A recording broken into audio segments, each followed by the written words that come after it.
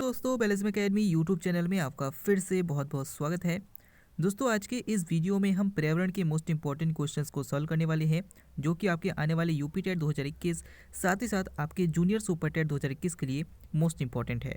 तो वीडियो को ध्यान से देखिएगा और वीडियो के लास्ट में मुझे जरूर बताइएगा कि आज के इस वीडियो में आपके कितने क्वेश्चन सही हुए। तो चलिए शुरू करते हैं सबसे पहले क्वेश्चन से। सबसे पहला क्वेश्चन आपके सामने, निम्नलिखित ईंधनों में से कौन सा न्यूनतम पर्यावरणीय प्रदूषण उत्पन्न करता है। ऑप्शन आपके सामने है डीजल, पेट्रोल, हाइड्रोजन या फिर कोयला। इसका सही आंसर है ऑप्शन सी, हाइड्रोजन। दोस्तों हाइड्रोजन को भविष्य का ईंधन भी कहा जाता है, साथ ही साथ ये सबसे कम पर्यावरणीय प्रदूषण उत्पन्न करता है। अगर आपसे पूछे कि भाई प्रमुख वायु प्रदूषण तत्व कौन सा है, तो कार्बन मोनोऑक्साइड है। और अगर आपसे पूछे भाई आग बुझाने वाली गैस किसे कहा जाता है, तो कार्बन डाइऑक्साइड को आग बुझाने वाली गैस कहा जाता है। क्यों कहा जाता है? क्योंकि जो अग्निशमक यंत्र होता है उसमें दो गैसेज होती है, सोडियम बाइकार्बोनेट और H2SO4। तो इन दोनों गैसों के मिक्स से क्या बनता है? कार्बन डाइऑक्साइड बनता है। इसीलिए कार्बन डाइऑक्साइड को आग बुझाने वाली गैस भी कहा जाता है, याद रखिएगा। अगर आपसे क्वेश्चन यहाँ से कहीं भी घूम के पूछा जाए आपसे, तो आंसर आप जरूर देंगे, ठीक है ना। अगला क्वेश्चन देखते हैं। अगला क्वेश्चन आपके सामने है, निम्न में से कौन सा सागर यूरोप को अफ्रीका से अलग करता है। ऑप्शन आपके सामने है लाल सागर, काला सागर, अरब सागर या फिर भूमध्य सागर। इसका सही आंसर है ऑप्शन डी, भूमध्य सागर। दोस्तों यूरोप को अफ्रीका से भूमध्य सागर अलग करता है। अगर आपसे पूछे सबसे बड़ा सागर कौन सा है, तो याद रखेंगे कि भाई कैरिबियन सागर सबसे बड़ा सागर है। अगर आपसे पूछे कि भाई एशिया को उत्तरी अमेरिका से कौन अलग करता है, तो याद रखेंगे बेरिंग सागर अलग करता है। अगर आपसे पूछे भाई ऑस्ट्रेलिया को न्यूजीलैंड से कौन सा सागर अलग करता है, तो वो तस्मान सागर अलग करता है। ये सारे क्वेश्चन इंपॉर्टेंट है, याद रखिएगा। अगला क्वेश्चन देखते हैं। गिद्ध है, आपको बताना है कि गिद्ध इनमें से क्या है। ऑप्शन आपके सामने है परजीवी, भक्षक, अपमार्जक या फिर सहजीवी। इसका सही आंसर है ऑप्शन सी, अपमार्जक। दोस्तों गिद्ध को क्या कहा जाता है? गिद्ध को पर्यावरण मित्र पक्षी कहा जाता है। क्यों कहा जाता है? क्योंकि क्या करते हैं कि ये जो जानवर होते हैं, पशु पक्षी हो जाते हैं जो मर जाते हैं, उनको खाकर उनमें जो बैक्टीरिया वगैरह उत्पन्न होने वाले होते हैं, उनको पूरी तरीके से वो समाप्त कर देते हैं। इसीलिए गिद्ध को पर्यावरण मित्र पक्षी भी कहा जाता है। और अगर आपसे पूछे भाई गिद्ध किस गैस के लिए, किस तत्व के लिए, किस चीज़ के लिए धीरे धीरे विलुप्त होते जा रहे हैं, तो याद रखिएगा इनके जो जानवर होते हैं, जानवरों के जो दर्द होते हैं, दर्द के निवारण के लिए एक दवा प्रयोग की जाती थी, डाइक्लोफिनेक। इस डाइक्लोफिनेक की वजह से जानवरों में दर्द का निवारण होता था। और यही डाइक्लोफिनेक जब जानवरों में रहता था, जानवर जब मरते थे, तो गिद्ध इनको खाते थे। और खाने से क्या होता है कि ये गिद्ध धीरे धीरे मरने लगते हैं। इसीलिए डाइक्लोफिनेक पर पूरी तरीके से प्रतिबंध लगा दिया गया है, याद रखिएगा। तो गिद्ध क्या है? गिद्ध एक अपमार्जक है। और अगर आपसे इनमें से कोई भी क्वेश्चन पूछा जाता है, तो आप इसका आंसर जरूर कर पाएंगे। अगला क्वेश्चन आपके सामने, निम्नलिखित में से कौन ग्रीन हाउस प्रभाव में योगदान नहीं करता। ऑप्शन आपके सामने है methane, sulphur dioxide, carbon dioxide या फिर ओजोन। इसका सही आंसर है ऑप्शन बी, सल्फर डाइऑक्साइड। दोस्तों सल्फर डाइऑक्साइड की बात करें तो sulphur dioxide green house gas में योगदान नहीं करता है। बट याद रखिएगा कि जो अम्लीय वर्षा होती है, उस अम्लीय वर्षा में सबसे ज़्यादा योगदान सल्फर डाइऑक्साइड का ही होता है। और सल्फर डाइऑक्साइड की वजह से ही कौन सा कैंसर होता है? स्टोन कैंसर होता है, ठीक है ना। साथ ही साथ अगर आपसे पूछे भाई पीएच मान के आधार पर अम्लीय वर्षा के बारे में क्वेश्चन, तो कैसे पूछेगा? आपसे क्वेश्चन पूछेगा भाई कितने पीएच मान से कम पीएच मान होने पर अम्लीय वर्षा माना जाता है। तो याद रखेंगे अगर 5.6 पीएच मान से कम पीएच मान की वर्षा होती है, तो उसे अम्लीय वर्षा माना जाता है। अगला क्वेश्चन आपके सामने है, सर्वाधिक जैव विविधता कहाँ पाई जाती है। ऑप्शन आपके सामने है शांत घाटी, कश्मीर में, सुरमा घाटी में या फिर फूलों की घाटी में। इसका सही आंसर है ऑप्शन ए, शांत घाटी। दोस्तों शांत घाटी में भारत में सबसे ज़्यादा जैव विविधता की बात करें तो शांत घाटी केरल में पाई जाती है। अगर आपसे पूछे भाई कि फूलों की घाटी कहाँ पर है, तो ये उत्तराखंड में है, याद रखिएगा, इम्पॉर्टेंट है। अगला क्वेश्चन आपके सामने देखते हैं। अगला क्वेश्चन है, भारत में पर्यावरण संरक्षण अधिनियम कब पारित हुआ। ऑप्शन आपके सामने है 1981 में, 1986 में, 1995 में या फिर 2000 में।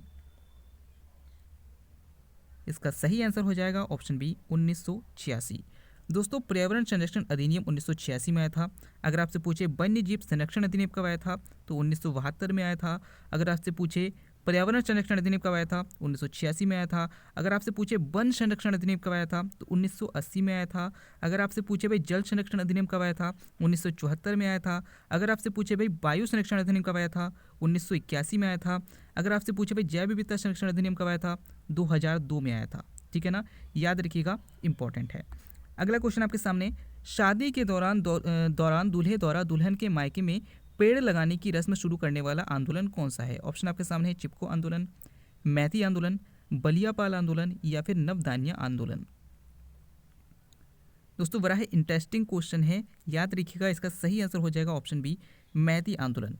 दोस्तों 1994 में उत्तराखंड में एक आंदोलन चलाया गया था। आपको पता है कि भाई जो शादी होती है, शादी में दुल्हन के घर से दूल्हे के जो रस्म अपनाई जाती है, उसको, उस रिवाज को ख़त्म करके उत्तराखंड में एक आंदोलन चलाया गया था जिसे मैती आंदोलन कहते हैं, जिसके तहत दूल्हे द्वारा दुल्हन के घर पे जाने पर एक पेड़ लगाना होता था। ठीक है ना, वो जूते वाली रस्म को ख़त्म करके पेड़ लगाने वाले रस्म को शुरू कर दिया। इसे ही मैती आंदोलन कहा जाता है और ये उत्तराखंड से संबंधित है, याद रखिएगा, इंपॉर्टेंट है। अगला क्वेश्चन आपके सामने है, मृदा अपरदन रोका जा सकता है? ऑप्शन आपके सामने है अति चराई द्वारा, वनस्पति के उन्मूलन द्वारा, वनारोपण द्वारा या फिर पक्षी संख्या में वृद्धि करके। इसका सही आंसर है ऑप्शन सी, वनारोपण द्वारा। दोस्तों ज़्यादा से ज़्यादा वनारोपण करके हम मृदा अपरदन को रोक सकते हैं। ज़्यादा से ज़्यादा पेड़ होंगे तो उनकी जड़ें क्या करती हैं कि भाई मिट्टी को रोक लेती है, जिससे क्या होता है, मृदा अपरदन कम होता है। याद रखिएगा, दो चीज़ें होती है, एक होता है भूस्खलन और एक होता है अपक्षय। अपक्षय किसे कहते हैं? जब कोई मृदा टूटकर अपने ही स्थान पर टूट टूट के गिरने लगती है तो उसे हम अपक्षय कहते हैं। लेकिन जैसे अगर बहुत बड़े पहाड़ वगैरह है तो वो टूटकर जगह नीचे गिरते हैं, एक जगह से दूसरी जगह उनकी मिट्टी पहुंच जाती है, तो उसे हम भूस्खलन कहते हैं। दोनों में अंतर है, याद रखिएगा। अगला क्वेश्चन आपके सामने है, कोणार्क का सूर्य मंदिर किस राज्य में स्थित है? ऑप्शन आपके सामने है उड़ीसा, बंगाल, बिहार या फिर झारखंड। इसका सही आंसर है ऑप्शन ए, उड़ीसा। दोस्तों कोणार्क का सूर्य मंदिर उड़ीसा में है और इसे नरसिम्हा प्रथम ने बनवाया था, याद रखिएगा, इंपॉर्टेंट है। अगले क्वेश्चन को बढ़ते हैं। अगला क्वेश्चन है, राज्यपाल की नियुक्ति कौन करता है? ऑप्शन आपके सामने है राष्ट्रपति, उपराष्ट्रपति, प्रधानमंत्री या फिर मुख्यमंत्री। इसका सही आंसर है ऑप्शन ए, राष्ट्रपति। दोस्तों प्रधानमंत्री की राज्यपाल की नियुक्ति जो है वो राष्ट्रपति करता है। अगर आपसे पूछे भाई राष्ट्रपति की नियुक्ति कौन करता है, तो याद रखिएगा, राष्ट्रपति को शपथ दिलाता है सर्वोच्च न्यायालय का मुख्य न्यायाधीश, राज्यपाल को शपथ दिलाता है उच्च न्यायालय का मुख्य न्यायाधीश। दोनों में अंतर है। अगर आपसे पूछे भाई राष्ट्रपति अपना त्यागपत्र किसको देता है, तो उपराष्ट्रपति को देता है, और उपराष्ट्रपति अपना त्यागपत्र किसको देता है, तो राष्ट्रपति को देता है, इंपॉर्टेंट है। अगर आपसे पूछे भाई मुख्यमंत्री को शपथ कौन दिलाता है, तो राज्यपाल दिलाता है, ठीक है ना, और प्रधानमंत्री को शपथ कौन दिलाता है, राष्ट्रपति दिलाता है। ये क्वेश्चन घुमा घुमा के आपसे पूछे जा सकते हैं, याद रखिएगा। अगला क्वेश्चन आपके सामने है, सर्वोच्च न्यायालय के न्यायाधीश कितनी आयु में सेवानिवृत्त होते हैं? ऑप्शन आपके सामने है 62 वर्ष, 65 वर्ष, 55 वर्ष या फिर 58 वर्ष। इसका सही आंसर है ऑप्शन बी, 65 वर्ष। दोस्तों सर्वोच्च न्यायालय के मुख्य न्यायाधीश जो है वो 65 वर्ष की आयु में सेवानिवृत्त होते हैं, और उच्च न्यायालय के जो मुख्य न्यायाधीश होते हैं वो 62 वर्ष की आयु में सेवानिवृत्त होते हैं। अगर आपसे पूछे कि भाई प्रधानमंत्री बनने के लिए आपका आयु कितनी होनी चाहिए, कम से कम 25 होनी चाहिए। राज्यसभा का सदस्य बनने के लिए कितनी आयु होनी चाहिए, 30 वर्ष होनी चाहिए, और लोकसभा का सदस्य बनने के लिए भी 25 वर्ष आयु चाहिए हुई। अगर आपसे पूछे कि भाई राष्ट्रपति बनने के लिए कितनी आयु चाहिए, तो 35 वर्ष, इंपॉर्टेंट है, याद रखिएगा। अगला क्वेश्चन आपके सामने है, सबसे प्राचीन वेद कौन सा है? ऑप्शन आपके सामने है ऋग्वेद, यजुर्वेद, सामवेद या फिर अथर्ववेद। दोस्तों वेदों की संख्या 4 है और सबसे प्राचीन वेद जो है वो ऋग्वेद है, इंपॉर्टेंट है। अगर आपसे पूछे हुए संगीत की चर्चा, संगीत के बारे में किस वेद में बताया गया है, तो सामवेद में बताया गया है। अगला क्वेश्चन देखते हैं। अगला क्वेश्चन आपके सामने है, पेडोलॉजी निम्न वैज्ञानिक अध्ययन से संबंधित है। आपको बताना है कि पेडोलॉजी के अंतर्गत हम किसका अध्ययन करते हैं। ऑप्शन आपके सामने है वायुमंडल, मिट्टी, प्रदूषण या फिर बीज। इसका सही आंसर है ऑप्शन बी, मिट्टी। दोस्तों मिट्टी का अध्ययन पेडोलॉजी के अंतर्गत किया जाता है। अगर आपसे पूछे भाई फलों का अध्ययन क्या कहलाता है, फलों का अध्ययन पोमोलॉजी कहलाता है। अगर आपसे पूछे भाई मधुमक्खी का पालन क्या कहलाता है, तो वो एपीकल्चर कहलाता है। ऐसे क्वेश्चन आपसे बहुत पूछे जाते हैं। साथ ही साथ अगर आपसे पूछा जाए कि भाई रेशम कीट पालन क्या कहलाता है, तो सेरीकल्चर कहलाता है। ये सारे क्वेश्चन आपके लिए इंपॉर्टेंट है, याद रखिएगा। अगला क्वेश्चन आपके सामने है, मनुष्य शरीर में खून की शुद्धिकरण की प्रक्रिया को क्या कहते हैं? ऑप्शन आपके सामने है डायलिसिस, हीमोलिसिस, ऑस्मोसिस या फिर पैरालिसिस। इसका सही आंसर है ऑप्शन ए डायलिसिस। दोस्तों अगर आपसे पूछे भाई खून का शुद्धिकरण कहाँ होता है तो ब्रेन होता है, और अगर आपसे पूछे भाई रुधिर को पंप करने का कार्य कौन करता है तो हृदय करता है। इन क्वेश्चन में बहुत कन्फ्यूज़न होता है, याद रखिएगा। और अगर आपसे पूछे भाई खून के शुद्धिकरण की प्रक्रिया को क्या कहते हैं तो डायलिसिस कहते हैं, याद रखिएगा। अगला क्वेश्चन आपके सामने, किस तत्व की कमी से घेंगा रोग हो जाता है? ऑप्शन आपके सामने है नाइट्रोजन, कैल्शियम, आयोडीन या फिर फास्फोरस। इसका सही आंसर है ऑप्शन सी आयोडीन। दोस्तों आयोडीन की कमी से घेंगा रोग हो जाता है।